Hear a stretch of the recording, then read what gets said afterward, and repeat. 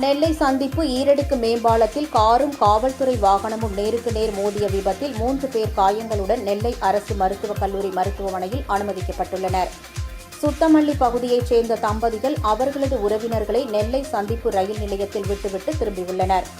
அப்போது எதிரே வந்த காவல்துறை வாகனமும் காரும் நேருக்கு நேர் மோதி விபத்திற்குள்ளானது. காரில் பயணித்த கணவன் மனைவி மற்றும் காவல்துறை வாகனத்தை இயக்கி வந்த காவலர் என 3 பேர் படுகாயம் அடைந்தனர்.